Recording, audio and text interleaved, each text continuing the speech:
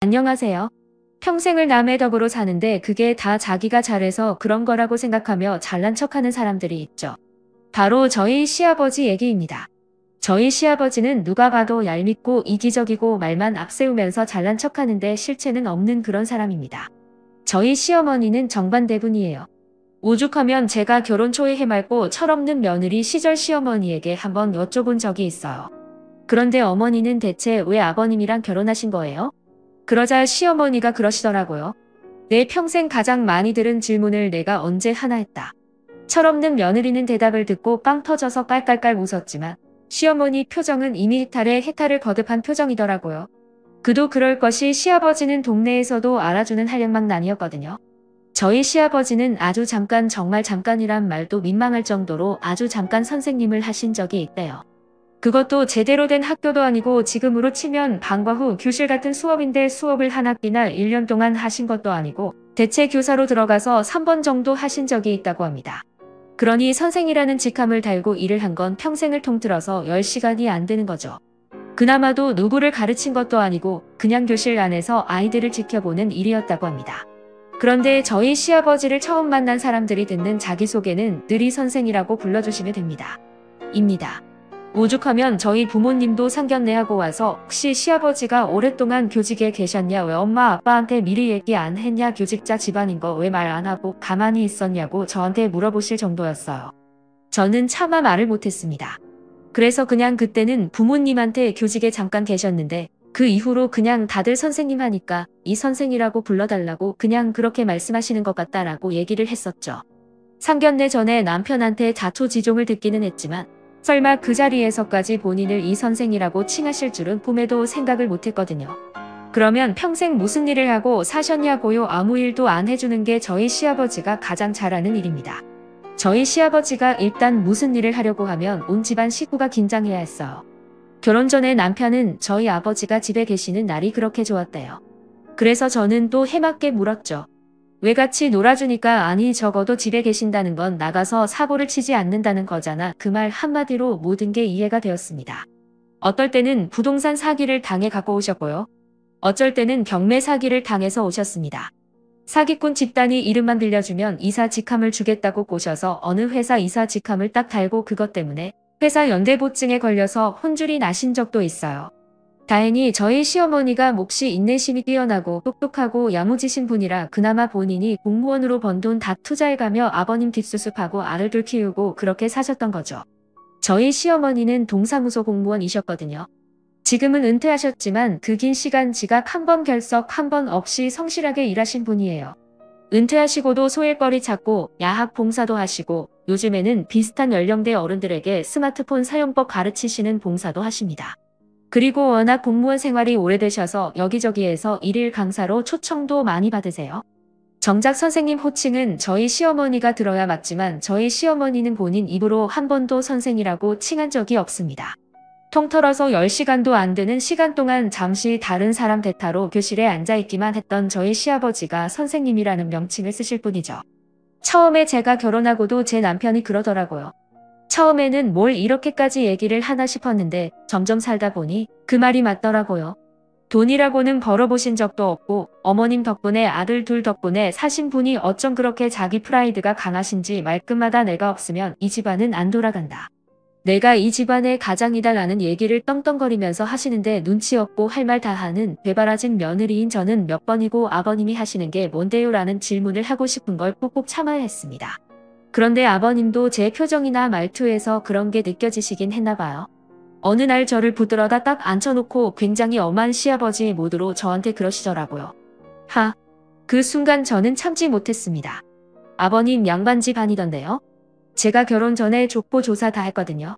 3대 위인가 그때 할아버지가 전답하라 가지고 양반 족보 사신 거라고 나오던데 그래서 아버님네 족보 되게 얇잖아요. 저희 친정은 족보가 6건이에요. 아버님이 얼굴이 시뻘개지시면서 팩 돌아앉으시더라고요. 그리고 그날 하루 종일 저와 한마디도 섞지 않으셨습니다. 나중에 시어머니가 저를 실그머니 불러서 말씀하시더라고요. 내가 바른 소리 하는 거 우리 다 안다. 그리고 내 말이 맞는 것도 다 알고. 근데 내 시아버지 초등학교까지밖에 안 나왔어도 선생질이 그렇게 하고 싶어서 밖에서는 선생이라 불러달라 빌고 집에서는 자식 며느리한테 선생질하는 그건 악으로 사는 사람인데 저 양반 살면 얼마나 살겠니 그냥 선생질하게도. 이번에 엎질러진 물이니까 그냥 넘어가고 다음에도 또 저런 헛소리 하거든. 내 아버님 하고 그냥 꽹과리 치면 올리듯이 그렇게 받아줘라. 아유 미안하다. 시애미가 돼서 며느리한테 이런 부탁이나 하고. 그런데 차라리 혼이 나면 들이받기라도 하지 시어머니가 그렇게 말씀하시는데 아니 왜 제가 창피해지는 걸까요? 하긴 더 열받고 창피하고 속상하고 어이없는 건 시어머니시겠죠. 그런데 그런 분도 그렇게 참고 있는데 제가 뭐라고 그렇게 들이받았나 싶으면서 엄청 반성이 되더라고요. 그날부터 저는 시어머니를 존경하기 시작했습니다. 그리고 어머니 말씀대로 그 다음부터는 시아버지가 무슨 말씀을 하시면 내 아버님 하면서 정말 꽹과리 치면 자연스레 울리는 소리처럼 응대했어요. 아버님 말씀이 들어오면 바로 내 아버님 하고 대답하는 그런 시스템을 갖춰나갔죠. 시아버지는 눈치도 없으셔서 제가 그렇게 대답해주니까 드디어 며느리가 나의 진가를 알아챘구나 라고 생각하신 듯 했습니다. 기분 엄청 좋아하시더라고요. 오히려 집은 평화로웠습니다. 가장 큰 문제는 제가 결혼하고 10년째 되던 해에 일어났어요. 평소 저희 시어머님은 아들이 가장인 집의 시어머니는 손님이라고 말씀하시면서 일절 저희 집에 발걸음도 안 하시거든요. 보통 다른 시어머니가 아들 집에 와선 냉장고도 열어보고 세탁기도 열어보고 쓰레기통도 흘끔 보면서 그 집 잡는다면서요. 그런데 저희 시어머니는 아주 정확하게 처음부터 저한테 이렇게 말씀하셨습니다. 내 아들이지만 일단 결혼하면 내 며느리의 남편이다. 내 며느리가 허락하지 않는 한 나는 내 며느리 집을 가지 않아. 아들 집도 남의 집이야. 그러니까 너희 집 가기 전에 항상 내가 일주일 전에 미리 약속 잡고 너희가 허락하면 그때 갈게. 그러니까 너희 아버지가 뭐라고 하셔도 절대 집 비밀번호 이런 거 알려주지 말고 그것만큼은 철저하게 해라. 오히려 어머님이 그렇게 말씀하시니까 저는 청개구리 기질이 있어서 그런지 더 비밀번호를 알려드리고 싶더라고요. 그래서 어머님 말씀 무시하고 2달쯤 뒤에 저희 집 비밀번호를 어머님한테 문자로 남겨드렸습니다.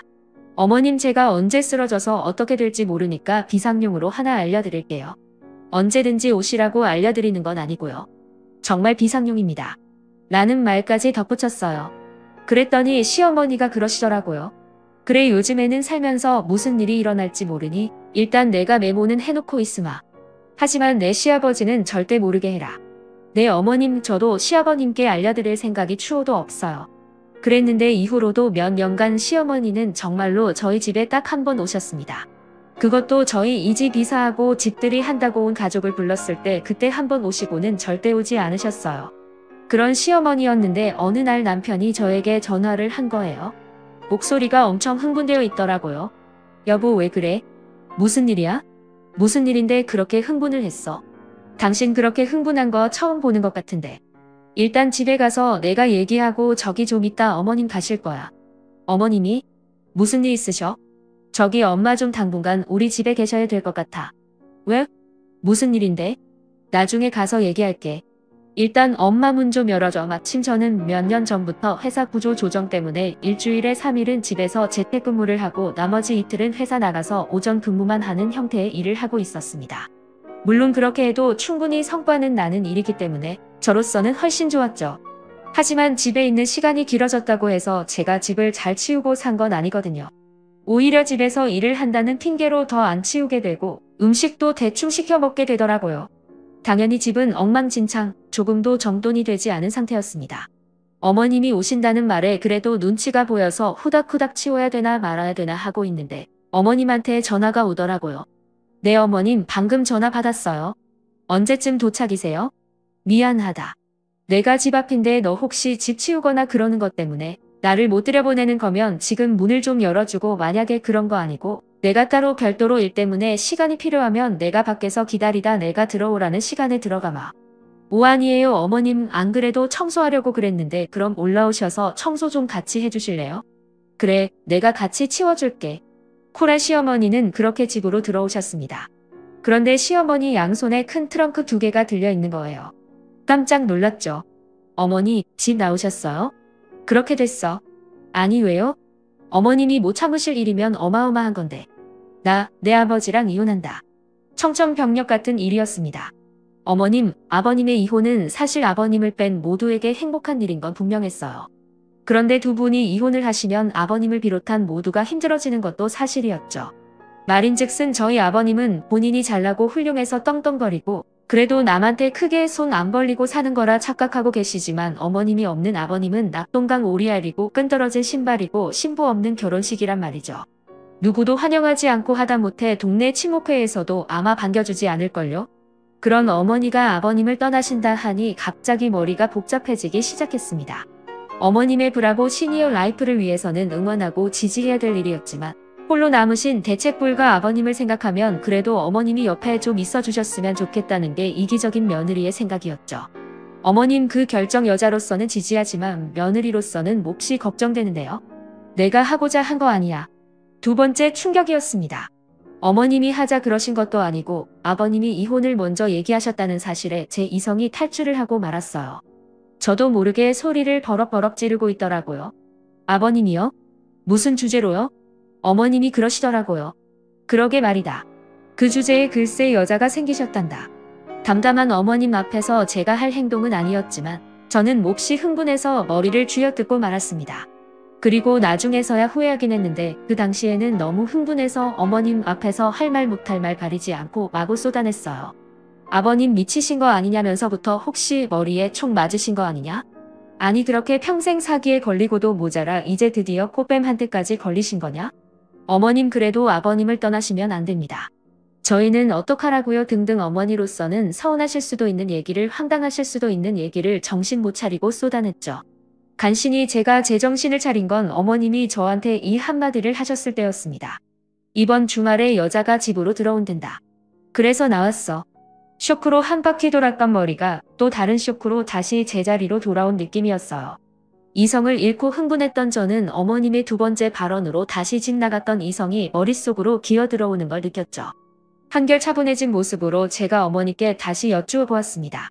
그러니까 어머님, 정리를 하자면 아버님이 바람이 났고 어머니한테 이혼을 요구했고 이혼이 성립되지 않은 상황에서 지금 주말에 새 여자가 집으로 들어온다고요? 정리하자면 그래. 나는 이 사람에게 규책 사유를 물어서 이혼 소송할 예정이야. 그리고 주말부터 여자가 들어오는 것도 이혼할 때 분명히 이 사람한테 불리하겠지. 하지만 그 사람에게 그런 얘기를 해주진 않을 예정이다. 갑자기 머릿속에서 용암이 터지는 것 같았습니다. 제 성격이 조금 무디고 약간 엉뚱하기는 하지만 청개구리 같은 면과 함께 또 하나 존재하는 게 히어로의 마음이거든요. 불의를 보면 참지 못하고 이것이 아니다 생각하면 어떻게든 관철해내는 게 그게 제 성격 중에 하나입니다. 저는 순간 결심했어요. 어머님의 이혼을 반드시 제 손으로 성공적으로 만들어 버리겠다고 말이죠. 제가 무슨 인맥이 있겠어요. 하지만 온머리를 굴리고 굴려 아빠의 친구의 사촌형이 변호사라는 걸 떠올렸고 엄마의 절친한 친구의 오빠가 자산운용관리사라는 것도 떠올렸습니다. 창피하고 사돈보기 민망하다며 말리는 어머님을 뒤로하고 저는 바로 부모님께 전화를 걸었어요. 그리고 길게도 말을 안 했습니다. 시아버지가 바람이 나서 어머님을 쫓아내시고 새로운 여자를 주말에 들이신데 시어머니는 성공적인 이혼을 하셔야 되고 재산을 지키며 남은 재산을 증식시켜야 돼요. 엄마, 아빠, 변호사하고 자산운용관리사 연다할 수 있죠. 소개 좀 해주세요. 제가 누구 딸이겠습니까? 저희 엄마, 아빠 딸이잖아요. 저희 엄마, 아빠도 저랑 성격 똑같거든요. 딱 듣자마자 두 분이 바로 알겠다라면서 전화를 끊고 변호사와 자산운용관리사와 연락을 하시기 시작했습니다. 시어머니가 그러시더라고요. 너무 경황 없이 나오느라 아무 준비도 못했다며 오늘 하루만 저희 집에서 자고 내일부터는 내가 호텔로 가겠다고 말이죠. 저는 펄펄 뛰었습니다. 그리고 어머님께 제안을 하나 했어요. 어머님, 제가 재택근무하는 건 아시죠? 알지? 너 일주일에 2번은 회사 나가고 3번은 집에서 일한다며. 그런데 제가 집에서 살림을 하는 게 아니라 일을 하잖아요. 이 집안 꼬라지가 보이시나요? 오, 아주 잘 보인다. 이 집을 어머님이 관리해주세요. 취업을 요청드리는 거예요. 대신 저쪽에 남편의 게임방으로 만들었던 방을 싹 치워서 어머님이 머무실 수 있는 방으로 만들게요. 너 내 남편 게임하는 게 싫구나. 네, 이걸 보고 일석이조라고 하죠. 저는 볼 보기 싫은 게임룸이 사라져서 좋고요. 어머님은 방이 생겨서 좋고요. 게다가 저는 맛있는 밥과 빨래와 청소를 해줄 맘 편한 사람이 생겨서 좋고요. 어머님은 방세를 아끼실 수 있어서 좋고요. 한 푼이라도 아껴야 하는 판에 우리 이렇게 협업하는 게 어떨까요? 저와 어머니는 남편의 의사는 물어보지도 않고 남편이 집에만 오면 틀어박히는 게임방을 어머님 방으로 만들기로 했습니다. 바로 남편에게 전화를 했죠. 남편은 여전히 화가 안 풀린 듯 씩씩거리며 전화를 받더라고요. 엄마, 도착하셨어? 당분간 우리 집에 계셔야 될 것 같아.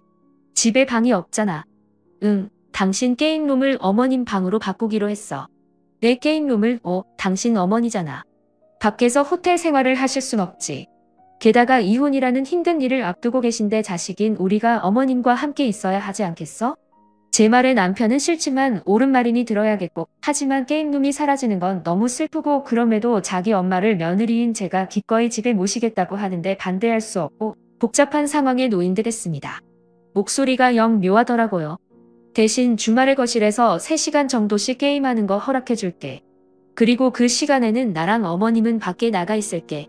정말 당신은 멋진 아내자, 좋은 며느리야. 고마워.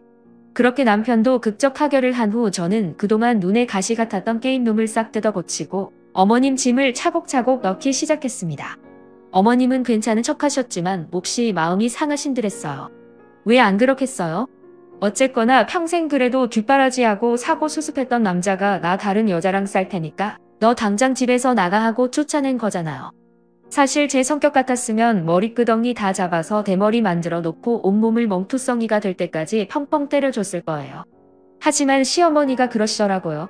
아휴, 딱지 수준 맞는 거 찾아서 끼리끼리 살겠다는데 내가 나와줘야지. 저희 어머니 참 배포가 크신 분이었습니다. 그렇게 어머님은 저희와 함께 사는 삶을 시작하셨어요. 제 주변의 몇몇 이 사정을 아는 친구들이 시어머니랑 살면 불편하지 않냐고 하더라고요. 그때마다 저는 정말로 팔짝 뛰며 이렇게 얘기했습니다. 야, 친정엄마보다 5만 배는 편해. 다들 그게 무슨 소리냐고 묻길래 제가 그랬죠. 친정엄마는 한없이 편해가지고 계속 잔소리하고 구박하고 그러는데 시어머니는 그래도 제 눈치에 한 번씩 보시면서 잔소리도 안 하고 본인이 그냥 해주실 거 다 해주신다고요. 게다가 저희 친정엄마보다 시어머니 밥이 훨씬 맛이거든요. 시어머니가 저희 집에서 함께 사신 지 한 달 만에 저는 4kg이 쪘습니다. 어머님 때문에 저 다이어트 글렀어요. 이렇게 살쪄가지고 어떡해요? 어머님 밥 너무 맛있어요. 어머님 학대범이에요. 학대범. 그러면 시어머니는 몹시 행복해하며 이렇게 말씀하시곤 했죠. 우리 며느리는 다 쥐어봐야 한 주먹밖에 안 돼서 좀 더 먹어도 돼. 세상에, 저희 엄마는 저한테 맨날 저렇게 조선 밥만 해서 어디다 쓰냐고 얘기하는데 저희 시어머니는 쥐면 한 줌이라고 하니 제가 누구를 더 좋아하겠어요. 그렇게 시어머니는 저희와 행복하게 살기 시작하셨습니다. 문제는 시아버지와 새로 살기 시작한 그분이세요. 저희가 시어머니랑 함께 살기 시작하면서 시아버지랑은 연락을 딱 끊었거든요. 첫 주에는 연락도 안 오더니 두 번째 주부터는 계속 연락이 오더라고요. 남편한테도 오고 저한테도 오고. 시아버지는 뭐가 그렇게 당당하신지. 새 시어머니가 왔는데 어떻게 너희는 인사도 안 하냐? 이런 버르장머리로 내가 자식을 가르쳤는 줄 아냐? 당장 와서 인사해라. 그리고 내 시어머니 옛날 내 엄마랑 달라서 살림도 안 해보고 그저 곱게만 자란 사람이니 도우미 아줌마를 써야겠다. 비용 좀 내라. 아니면 며느리가 와서 세심한 몸쪽 노릇하든가. 정말 되도 않는 말씀을 하시더라고요. 그런데 다행히 두 아들이 다 자기 아버지한테는 질릴 대로 질린 데다가 저희 도련님은 자기 아버지처럼 살게 될까봐 결혼도 안 하겠다며 비혼 선언까지 한 사람이거든요. 아주 진절머리를 치죠. 아버님이 이런저런 요구를 한 걸 두 아들이 냉정하게 거절을 한 거예요. 아버님 생활비 한 푼도 못 드린다. 어머니랑 이혼 소송 끝나면 이혼 소송에서 재산 분할 받으신 걸로 평생 알아서 사셔라. 그리고 도우미 비용 절대 못 낸다고 아주 싸늘하게 거절을 한 거죠. 시아버지가 처음으로 자기 뜻대로 일이 풀리지 않은 걸 느끼셨을 겁니다. 보통 그러면 이때까지 내가 그래도 가장 취급받으면서 살았던 게 다 내 마누라 때문이구나 하고 생각할 법하잖아요. 그런데 그런 생각을 할 줄 알면 저희 시아버지가 아니죠. 이것들이 엄마 편만 든다느니 아버지 무시한다느니 난리를 치시더라고요. 남편도 너무 시도 때도 없이 아버님이 전화를 하시니까 살짝 지친 눈치였습니다. 그걸 알아채신 어머니가 그러시더라고요. 이번 주말엔 둘이 아버지한테 갔다 와. 남편이 펄쩍 뛰었습니다. 우리가 걷길 왜 가요? 가서 어떤 여잔지 좀 보고 와. 나 너희 아버지 인사하라고 보내는 거 아니야. 가서 스파이지를 좀 하고 오라고 보내는 거야. 어머님 말씀은 참 똑같은 말도 기분 안 나쁘고 뭔가 타당하게 들리게 하는 힘이 있었습니다. 그렇게 가기 싫어했던 남편도 가서 어떤 여잔지 좀 보고 와라. 스파이지 좀 하고 오라는 말에는 약간 귀가 솔깃했던 모양이더라고요. 좀 있다가 아버지한테 전화해서 그러대요. 예, 아버지. 이번 주에 갈게요. 그랬더니 아버님은 반색을 하시면서 이러시더랍니다. 그래. 아이가 많이 바빴지. 며느리랑 같이 와라. 그리고 내가 고기 뜯은 지가 오래됐으니까 소갈비나 좀 듬뿍 가져와라. 여기 지금 내 새어머니가 요리 못하니까 어디 잘하는 집에서 좀 사와서 며느리 보고 좀 하라고요. 시어머니가 며느리한테 밥상 한번 받고 싶은 모양인데 이것저것 할 필요 없다고 배려한다. 그냥 가볍게 소갈비찜이나 해서 밥 먹자. 저희 식사는 안 하려고요. 그냥 가서 잠깐 아버지 얼굴만 보고 올 거예요. 주말에 결혼식도 많고 참석할 행사가 많아서요. 아유 그래. 그럼 소갈비나 좀 사다 줘. 가게 들릴 시간도 없어요. 그냥 잠깐 가서 얼굴만 뵙고 올게요. 세상에. 아버님은 남편에게 소갈비를 요구했고 남편은 그걸 또 매몰차게 거절하대요. 치사한 두 남자의 아웅다웅 싸움을 보는 듯해서 어머니랑 저는 피식피식 웃고 말았습니다. 그리고 주말 저희가 아버님 집에 가려고 주섬주섬 준비를 하는데 어머님이 뭔가 큰 통을 하나 주시더라고요. 엄마 이게 뭐예요? 소갈비야. 어제 했어.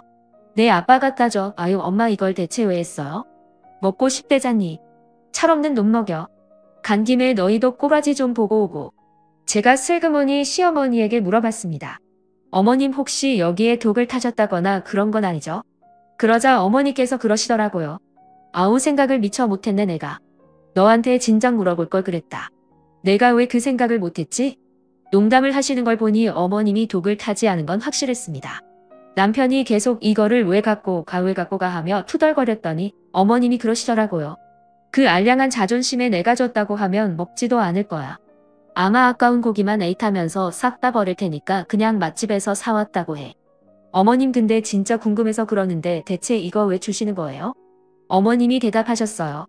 얘 고기라도 갖고 가서 풀어놔. 야 이걸 보는 그 여자 얼굴이 어떤지 좀 더 정확하게 볼 수 있지 않겠니? 사람은 먹을 때 인격이 드러나고 여행 갔을 때 인격이 드러나고 힘들 때 인격이 드러나는 법이야. 너희한테 조금 더 많은 정보를 받아오게 하려고 내가 수 쓴 거야. 그러니까 갖고 가서 먹으면서 잘 관찰하고 와. 저희는 그렇게 어머님이 싸주신 갈비를 들고 아버님을 뵈러 갔습니다. 아버님은 언제나처럼 왕처럼 앉아가지고 거만하게 저희를 맞이하시더라고요. 그리고 아버님의 옆에는 다방이나 술집에서 일할 것 같은 여자가 새초롬한 얼굴로 앉아 있었습니다. 아버님 팔짱을 딱 끼고 말이죠. 아이 그 인사들 해라.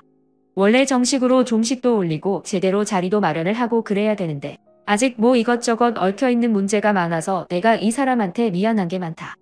이 사람이 워낙 너그럽고 이해심이 많아서 그냥 넘어가주는 거지 사실 일반 여자 같으면 이렇게 나랑 같이 지금 살지도 않아. 제 안에 바른 소리하는 또 다른 자아가 하고 싶은 말을 꾹꾹 참느라 제 얼굴은 점점 일그러져 갔습니다. 남편은 아예 여자 쪽은 쳐다보지도 않더라고요. 그러자 여자가 셀쭉거리면서 저희 아버님한테 그러는 겁니다. 아우 애들이 버릇은 없다. 어떻게 큰 절도 안 올려. 에이 전해라.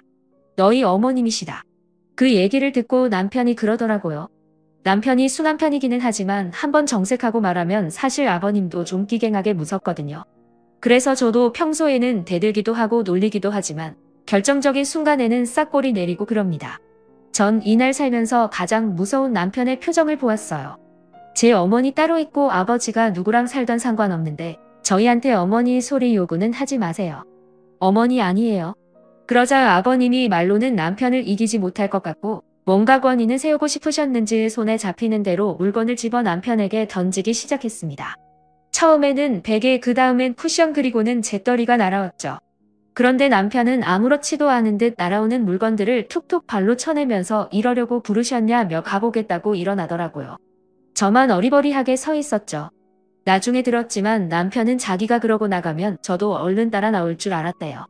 하지만 전 그럴 수가 없었습니다. 왜냐하면 시어머니가 염탐을 하고 오라고 했으니까요. 저의 염탐은 아직 끝나지 않았거든요. 그렇게 남편이 쌩 나가버리고 저는 우뚝 홀로 외로이 시아버지와 시아버지의 새 여자 앞에 멀뚱멀뚱 서 있게 되었습니다. 시아버지가 제 남편 욕을 하면서 저를 흘끗 보시더라고요. 그래 너도 큰절 안 할 거냐 아버님. 이 와중에 제가 큰절한다고 해서 뭐가 달라지겠어요. 저 사람도 저러고 나간 타네. 그나저나 아버님 원하셔서 갈비 가져왔는데 세상 단순한 우리 시아버님이 갈비 소리를 듣더니 눈이 반짝 하시더라고요. 그리고는 허둥지둥 다가와 제가 가져온 통을 열었습니다. 아이고 냄새 좋다. 그런데 뭐 이거 한 통밖에 없냐. 이그 기왕 사오려면 2통 사오지 그랬어. 아버님 이것도 돈 만만치 않아요. 그나마 저랑 남편까지 먹을 거 한꺼번에 해온 거라 양이 이만큼이었어요. 원래는 절반만 사려고 했다고요. 아유 뭐 이런 걸 누구 코에 붙인다고 넷이서 먹어. 나랑 이 사람이랑 둘이 한 끼면 아유 그냥 고기 좀 꼈나 하면서 먹겠구만. 아유 임자 이리 와요. 고기 먹어. 아우 나는 한우 아니면 못 먹는데. 자네 이거 혹시 미국산이나 호주산으로 했나? 글쎄요 가게에서 미국산인지 호주산인지 국산인지 안 보고 샀는데 모르겠는데요. 나는 한우가 아니면 연피위가 상해서 못 먹거든. 에이 뭐 저기 한우겠지. 요즘 뭐 저기 비싼 갈비집은 한우로 하잖여. 아유 와서 먹어 임자 아주 간이 잘 된 것 같아요. 그럼 뭐 성의가 있으니까 맛이나 볼까. 한 입 먹으면 알지 뭐 한우인지 아닌지. 그렇게 있는 대로 고상을 떨던 여자는 딱 앉아서 한 입 먹자마자 눈이 반짝하더라고요. 그리고 무슨 아구 귀신이 들린 것처럼 개골스럽게 고기를 먹기 시작했습니다. 쩝쩝거리면서 이새에 낀 고기를 쫙쫙 빼가면서 아버님과 서로 먹여주고 자기도 먹고 국물에 밥 비벼 먹고 진짜 사흘 굶은 사람처럼 퍼먹더라고요. 비싼 갈비가 그렇게까지 촌티나는 음식이 되는 거를 저는 처음 봤습니다. 한참을 먹던 그 여자가 그러더라고요. 한우 맞네. 내 입에 쫙쫙 달라붙어 어머 이 집 갈비 잘한다. 이거 어느 집 갈비야? 제 아내 청개구리가 또 불쑥 고개를 들었습니다. 그거 뭐 잘 아는 집에서 가져왔어요. 그러자 시아버지가 그러시더라고요. 아니 어떻게 내 입맛에 이렇게 착착 맞냐. 야 이 집 어딘지 좀 여기서 좀 자주 사와라. 도저히 못 참겠더라고요. 아버님 이제 갈비 못 사요. 아니 그게 무슨 소리야. 이제 영업 안 한대 아니요. 어머님이 해주신 갈비거든요. 저희 먹으라고 해주신 건데 그냥 제가 좀 싸운 거예요. 아버님이 하도 갈비 얘기를 하셔서요. 그러자 이미 거의 다 먹어서 바닥을 보이던 갈비를 아버님이랑 그 여자가 먹던 것을 멈추고 저를 째려보더라고요. 그 여자가 그랬습니다. 아 진짜 어쩐지 맛이 상했어. 여기 독이 들었을지 어쨌을지 어떻게 알아. 세상 맛없는 갈비 성에 생각해서 억지로 먹어줬더니 뭐야. 방금까지 맛있다고 손가락까지 빨아드셨으면서. 자기 전처가 한 거야. 짜증나. 그러면서 여자는 휙 방으로 들어가 버리고 아버님은 씩씩거리면서 저한테 그러시더라고요. 너희 내 어머니랑 연락하냐? 그럼요. 어머니신데요. 너희 어머니는 이제 저 사람이요. 내가 새로 결혼을 했는데 당연히 저 사람이 어머니지. 어머니를 하늘처럼 모시라고. 하늘처럼. 너희 그렇지 않으면 내 재산이고 뭐고 단 한 푼도 안 갈 줄 알아. 저는 속으로 생각했습니다. 아버님 재산이 있기나 하겠습니까? 그나마 솜털처럼 미미한 재산도 다 어머님한테 갈 거예요. 제가 어떡하든 그렇게 하게 어머님 앞에 오만 사람 다 붙일 거니까요. 하지만 그 얘기를 겉으로 하진 않았습니다. 그냥 또 치면 울리는 징처럼 내 아버님 하고 말았죠. 그렇게 빈 갈비통을 들고 밖으로 나왔더니 남편한테 부재중 통화가 7통이 나와 있더라고요. 무음으로 해놔서 몰랐죠. 그제서야 남편에게 전화를 했습니다. 뭐해? 당장 안 나오고.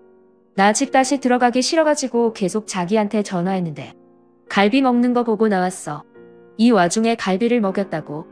한우 아니면 안 먹겠다고 버티더니 바닥까지 보이게 긁어먹다가 어머님이 해주신 갈비라는 거 알고 빈정상해서 방으로 들어갔어. 남편이 그러더라고요. 아 내가 너무 일찍 화내고 나왔구나.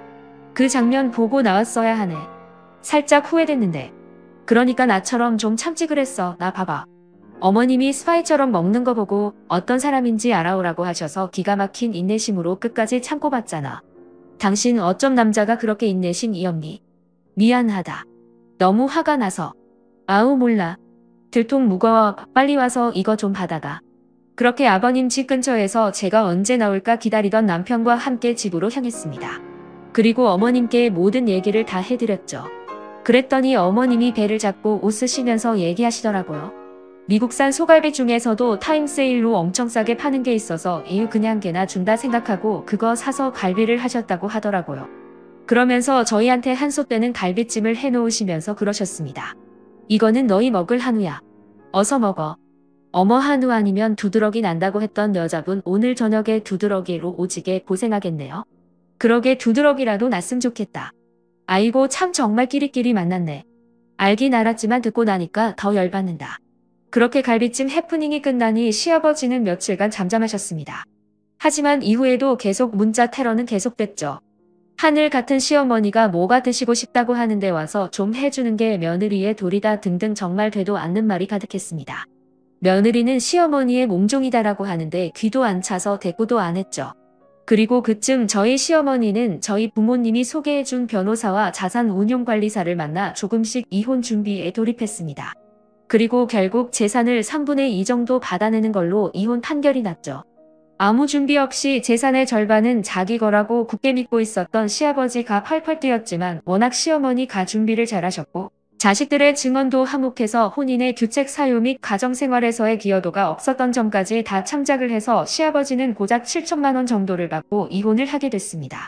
그러고 났더니 시아버지와 함께 사는 여자분이 엄청 시아버지를 구박하는 게 느껴지더라고요. 아마 모르긴 몰라도 저희 생각에는 시아버지가 다방이건 술집이건 다니면서 만난 여자한테 자기가 이혼만 하면 수억 대 부자일 거고 그 재산을 가지고 너를 노년에 행복하게 해주겠다는 식으로 꼬신 것 같았어요. 그것만 믿고 덥석 달려들어서 결혼하겠다고 한 여자도 여자지만 그런 여자한테 반해서 세상 좋은 시어머니 내쫓고 이혼이 완료되지도 않은 상황에서 동거부터 시작한 아버님도 똑같은 거죠. 아버님이 자꾸만 혼인신고를 하자고 하는데 여자분이 차일피일 미루면서 그냥 아버님이 가지고 있는 현금만 야금야금 뺏쓰는 것 같더라고요. 자기도 아마 발목 잡히기 싫었겠죠. 그러니 애가 달기 시작한 건 시아버님이었습니다. 멀쩡한 어머니랑 이혼해서 낙동강 오리알 되고 새 여자랑 가정을 꾸리려고 했는데 여자는 혼인신고를 안 해주고 한마디로 여기서도 버림받고 저기서도 버림받은 애매한 상황인 거죠. 그런데 그쯤 저희 시어머니에게는 핑크빛 기류가 흐르는 일이 생겼습니다. 저희 엄마가 소개해준 자산운용사가 부인과 사별하고 15년쯤 되신 분인데 저도 몇 번 만나봤지만 엄청난 신사시거든요. 매너도 너무 좋고 재산도 많고 자녀들도 아주 잘 커서 외국에 있는 회사에 다니고 있습니다. 하나는 호주에서 금융회사에 다니고 하나는 영국에서 이 관련 일을 한다고 들었어요. 이분만 혼자 한국에서 살고 계신데 겨울에는 한 달간 호주에 있는 자녀에게 가 있고 여름에는 또 한 달간 영국에 있는 자녀에게 가서 시간을 보내시는 분입니다. 평생 자산운용사로 일했고 지금은 은퇴 후에 프리랜서로 자산 설계 일을 하고 계시는 건데 저희 어머님하고 코드도 잘 맞고 서로 말도 잘 통하는 것 같았습니다. 특히 이혼이 완료된 후에 저희 어머님한테 실제적으로 운용할 수 있는 현금 자산이 생긴 거잖아요. 거기에 대한 포트폴리오를 엄청 꼼꼼하게 짜주셨다고 하더라고요. 그리고 어머님이 스스로 어딘가에 투자를 하고 관리할 수 있도록 하나하나 알려주시는 것 같았습니다.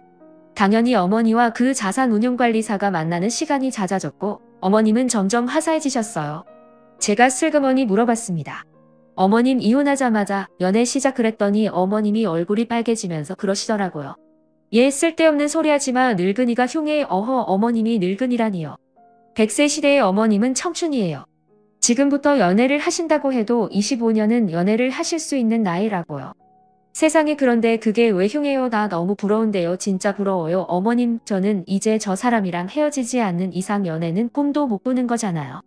그런데 어머님은 연애하시고 어머님 이 제 워너비예요.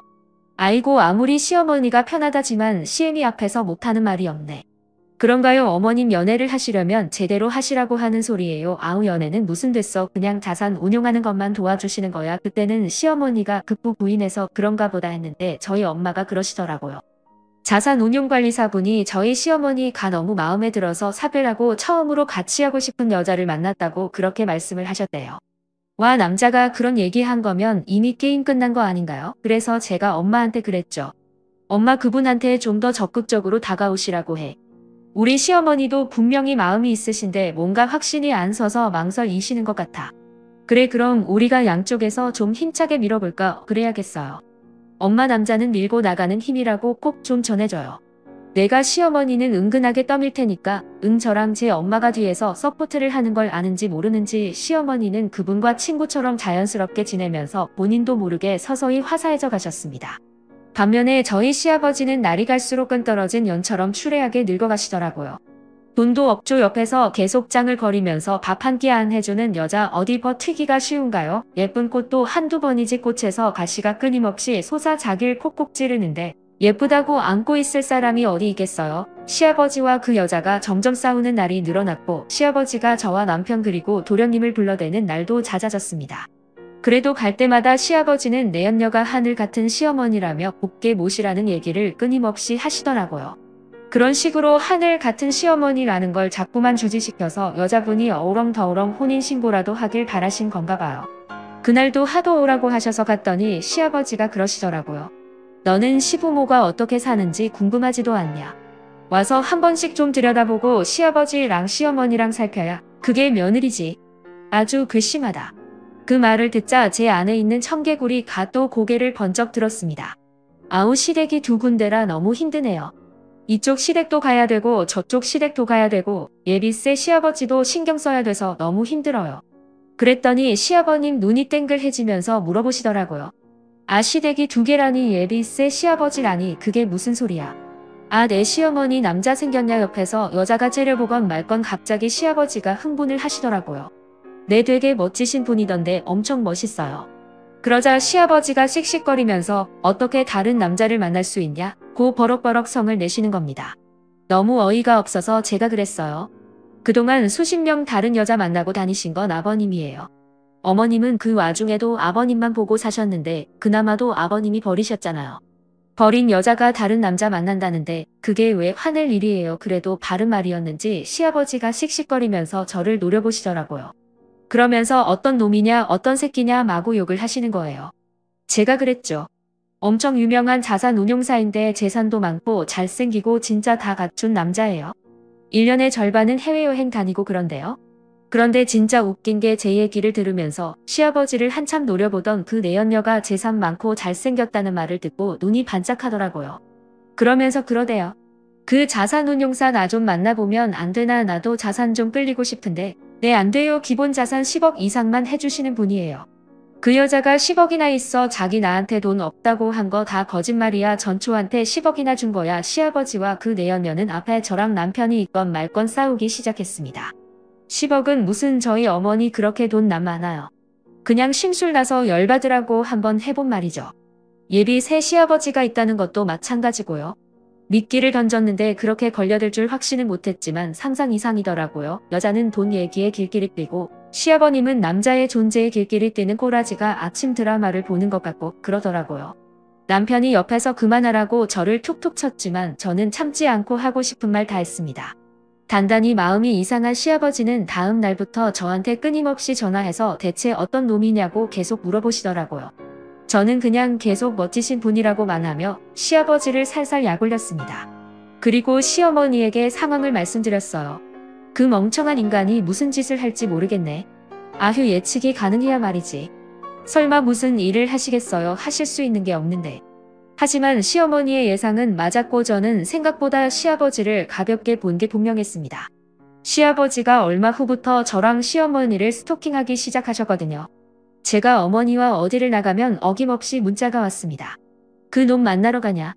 시어머니에게도 계속 전화가 오고 문자가 온다고 하더라고요. 남편이 한숨을 쉬며 시아버지 전화번호를 차단 처리했더니 그 다음부터는 다른 사람 전화를 빌려서 계속 연락을 하기 시작하셨습니다. 시아버지를 접근금지 명령을 내려 야하나 신고를 해야 하나 고민하던 중 그 자산운용사 선생님이 선생님과 함께 저를 만나고 싶다는 연락을 해오셨어요. 어머님이 재산 중 일부를 저희 부부에게 증여를 먼저 해주고 싶어 하시는데 그 부분에 대한 설명이 필요하다는 말씀이셨죠. 그래서 저는 처음으로 그 자산운용사 선생님을 만나게 되었습니다. 듣던 것보다 훨씬 더 멋있고 품이 있으신 분이더라고요.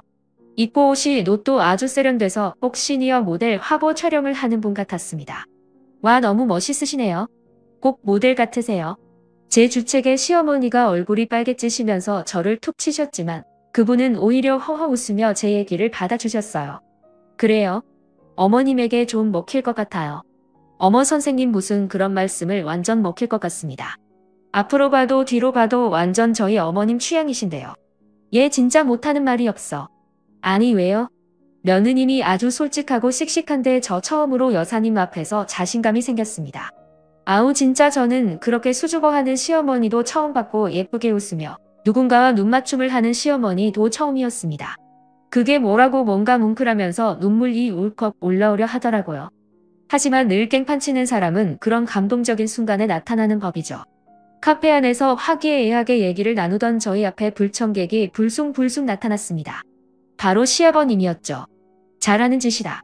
며느리까지 앞세워서 감사스럽게 뭐래 진짜 여긴 어떻게 알고 왔대 어떻게 내가 나한테 이럴 수가 있냐 어떻게 딴 남자를 만날 수가 있어 허이구 누가 들으면 순정판 아신 줄 알겠어. 사는 동안 내내 사고치고 다니다가 늙음하게 바람나서 날아간 게 누군데 아이고 그건 아이 남자가 그럴 수도 있고 그런 거지 공공장소에서 이렇게 시끄럽게 하실 건 아닌 것 같고 나가서 말씀하실까요 하신 말씀 있으시면 아니 너냐 내 마누라랑 놀아나는 놈이 허참 이용까지 하신 마당에 마누라 나녀. 그리고 정확하게 말씀드리자면 여사님은 저한테 아무 관심 없으십니다. 제가 일방적으로 반해서 쫓아다니는 겁니다. 시어머니의 얼굴이 빨개졌습니다. 그리고 시아버지는 울그락불그락 해줬고요. 저는 이 모든 상황이 너무 흥미진진해서 두 눈을 크게 뜨고 두 귀를 쫑긋 세운 채 가운데서 눈만 대굴대굴 굴리고 있었습니다. 하하 허물키고 있다고 스스로 고백하는구만. 아직 이 여자가 어떤 여자인지 몰라서 그러는 모양인데 잘합니다. 아주 멋진 분인데 그동안 영 존중 못 받고 사신 것 같은 숨겨진 보석 같은 분이죠. 그래서 제가 좋아하고요. 숨겨진 보석 좋아하네. 그리고 혼자 좋아한다고 펄펄 뛰어봐야 어차피 여자는 자기가 돌보고 관심 있는 남자한테 돌아오게 되어 있어. 어린애도 아니고 질투작전이여 뭐요. 시아버지는 시어머니가 아직도 자기를 좋아해서 질투를 하게 만들려고 남자를 만난다고 착각하는 모양이었습니다. 아니 그런 생각은 대체 어떻게 할 수 있는 건지 이해가 안 되더라고요. 운용사 선생님이 뭔가 막 더 말을 하려 하던 그 순간 시어머니가 벌떡 일어나서 시아버지를 위아래로 야멸차게 훑어본 후에 운용사 선생님의 팔짱을 다겼습니다. 모두가 놀랐죠. 진짜 놀고 있네. 누가 지가지컷한테 관심이 한 조각이라도 있는 줄 알아. 자기 우리 다른 데 가서 얘기해요. 차 가져왔죠. 너도 나와. 와 저희 시어머니 정말 박력이 넘치시더라고요. 여자인 제가 봐도 멋있었습니다. 운용사 선생님은 이미 눈에서 꼴이 뚝뚝 떨어지는 모습이었어요. 자신의 팔에 팔짱을 낀 어머니의 손을 부드럽게 잡더니 지그시 바라보며 그러시더라고요. 갑시다 셋이서 드라이브하고 멋진 데서 저녁 먹으면서 잔잔히 얘기하면 좋겠네요. 그렇게 멍하게 서 있는 시아버지를 두고 밖으로 나온 운용사 선생님은 평생 시아버지가 저런 차 한번 타보면 소원이 없겠다고 노래를 불렀던 멋진 외제 세단 승용차를 우아하게 끌고 와 뒷문을 열고 저와 시어머니를 태웠습니다. 그리고 시아버지를 두고 저희 셋은 그 자리를 유유히 빠져나왔어요. 차 안에서 시어머니는 돌발 행동을 한 걸 사과하셨지만 그분이 그러시더라고요. 이참에 우리 오늘부터 일을 하시죠 여사님. 아니 며느님이 증인하시고. 저는 찬성이요. 수줍게 웃던 시어머니도 결국 고개를 끄덕이셨습니다. 그렇게 시어머니는 새 연애를 행복하게 시작하셨어요. 아 시아버지는 내연녀가 그나마 있던 돈 들고 도망을 가고 혼자 쭈글쭈글해진 채 망날집에서 멍하게 계신답니다. 아들 둘이 용돈도 넉넉하게 들이지 않고 사시는 집도 월세로 돌려버려서 생애 가장 쪼들리는 시간을 보내시는 중이에요. 안타깝게도 불쌍하지는 않더라고요. 아마도 시어머니는 내년쯤 재혼을 하실지도 몰라요. 운용사 선생님이 함께 남은 생을 보내고 싶다고 얼마 전에 청혼을 하셨거든요. 저한테도 얼마나 잘해주시는지 요즘에는 시어머니보다 새 시아버지가 더 좋아서 자꾸 어머님을 보러 가게 된다니까요. 남편과 도련님도 새 시아버지에게는 자연스럽게 아버지 소리를 하더라고요. 뒤늦게나마 존경할 수 있는 어른 이 아버지로 생겨서 감사하다나요. 평생 가족들을 괴롭히기만 했던 시아버지의 말로는 역시나 쓸쓸하네요. 감사합니다.